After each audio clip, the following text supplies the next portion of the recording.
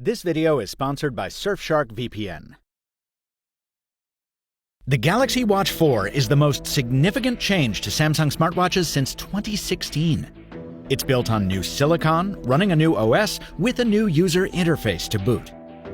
But Samsung has done a lot of work to make this Galaxy Watch feel like the three that came before it. And it's mostly worked. For better or worse.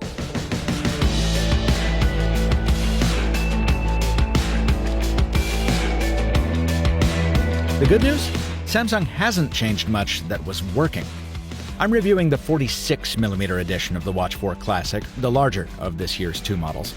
It's weighty and high quality and all the things you expect, and the principal specs that play in its favor, from the Gorilla Glass DX crystal to the 5-atmosphere water resistance, are carved into its stainless steel case, surrounding the new bioactive sensor at the center. That sensor is part of a new health tracking suite that blends electrical and optical heart rate with bioelectrical impedance analysis. And what that means is that you put your fingers on the watch buttons and it passes an electrical current through your body that, after 15 seconds, tells you your metabolic rate, muscle mass, percentage of water and fat in your body, and other data points I'm not interested in making public. Now, my healthier friend, Michael Josh, over at Gadget Match, though, he says the fitness data is fairly reliable. And that's backed up by Tashaka Armstrong, who calls the bioactive sensor a very solid performer in his deep dive for Android Central. I'll link to both reviews in the description. I did use this watch for one fitness purpose, to track a 7-mile Brooklyn bike ride, the same one I featured in my Galaxy Flip 3 review. The watch gave me lap updates in my earbuds every mile, telling me distance traveled, heart rate, and so on. And the workout summary I got afterward has much more information than I'll ever need. That's because I don't buy smartwatches for fitness tracking, and if I did, I'd have asked to review the smaller, more sports-oriented Galaxy Watch 4. So when the Watch 4 Classic arrived with the same sporty band as that smaller watch, I was let down. Gotta be straight with you, this is one of the worst bands I've used recently. A frumpy rubber affair with not an ounce of character, too much play in the loosey-goosey keepers, and a weird design that makes it stand out too far from the wrist. Like, the watch is called Classic. Give me a nice band I can wear with a suit, you know? And to make matters worse, it uses 20mm lugs, far less common in smartwatches, so none of the better-looking 22mm bands I have lying around will fit. Oh, and the release switches for the spring bars are buried so deeply beneath the rubber that even getting the band off in the first place is a real nuisance. For the price of this watch, you really shouldn't need to put up with any of this. It just reeks of corner cutting. Okay, let's talk about the other reason, beyond fitness, to wear a smartwatch: to bring your phone's notifications and smaller versions of its apps to your wrist. For years now, Samsung's wearables have run on a platform called Tizen that brought strong notification support and a consistent user experience, but very few apps. While Google's Wear OS watches have brought a solid app ecosystem and similarly strong notifications, but an inconsistent and overall poor user experience. So this watch unifies the two, using a platform co-developed by Google and Samsung called Wear OS 3. But as I said in the intro, you wouldn't necessarily know it.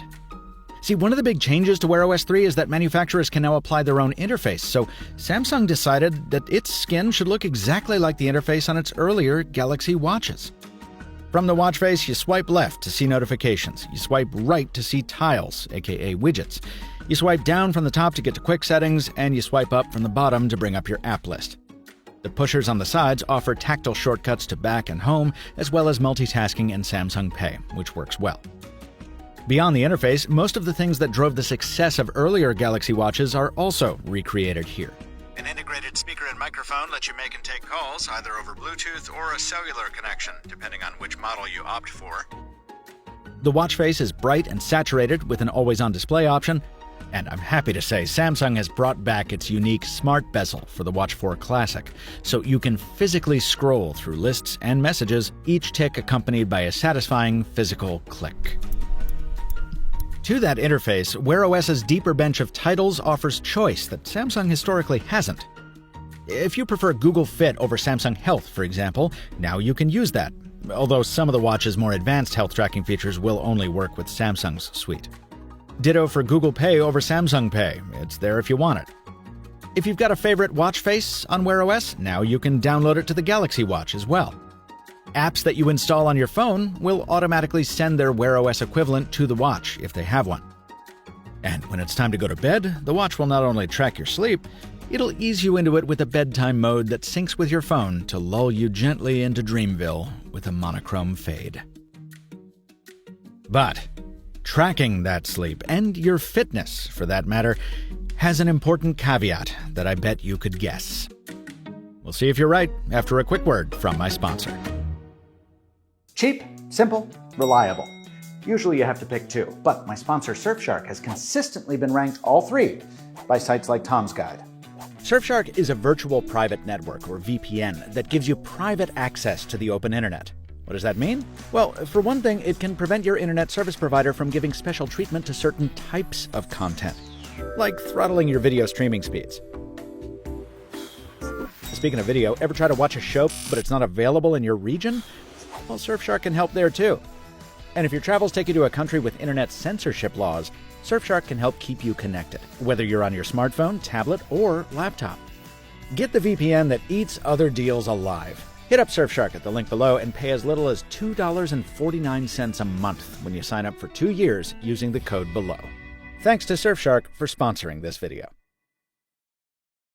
You guessed it, the caveat is battery life. The Galaxy Watch 4 Classic typically lasts 2 days between charges, if I'm careful. Now, that isn't bad per se. It's what Apple and recent Samsung devices have trained users to expect. But if you use the settings I do, with always on display and raise to wake and media controls enabled, you'll need to charge it every night. And if you use it for an afternoon of GPS fitness tracking on a bike ride, let me tell you, it'll be dead well before your head hits the pillow. I don't know, maybe I was entranced by the promise of that brand new 5nm processor at the heart of this thing. Maybe I'm still spoiled by that first Galaxy Watch that averaged 3 days of battery life, or the more recent TicWatch Pro 3, which did the same. But I just like a watch I can take on a weekend trip and forget the charger at home, without disabling all the little conveniences that I enjoy about it in the first place. This just ain't that. And its charging speed isn't that great either. I also have to say before we go that Wear OS 3, even after a mid-review update, is still very young, even a little raw in places. Some apps, like Google Pay and Google Fit, still don't listen for the bezel in places, so you have to use the touchscreen, a classic Wear OS problem that I really hoped had been solved by now. Samsung has said Google Assistant is coming in the future, but as of the date of this video, it's still not available, which is a shame because that means you have to use Samsung Bixby, which is markedly inferior. Walkie-talkie.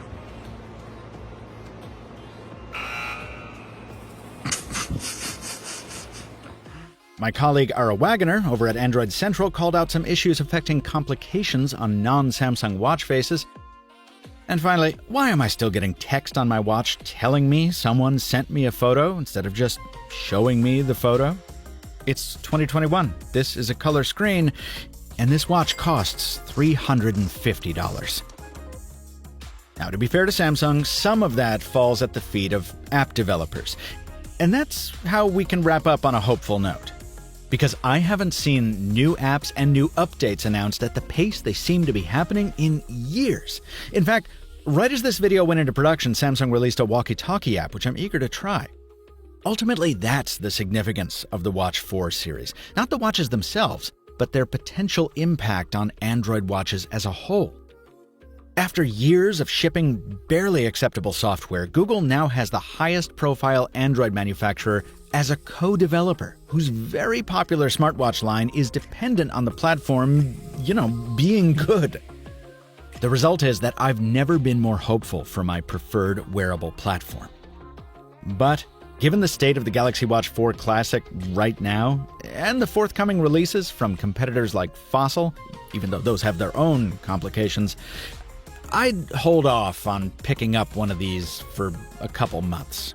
Just until we know a little bit more about what exactly this new chapter in Wear OS history actually looks like. This review was produced following over 2 weeks with a Galaxy Watch 4 Classic review sample provided by Samsung, but as always, I don't make paid reviews. Samsung had no editorial input into this video, it was given no early preview of it, and it provided no compensation in exchange for its production. please subscribe to the Mr. Mobile on YouTube if that's the kind of video you'd like to see more of. Until next time, thanks for watching, and stay mobile, my friends.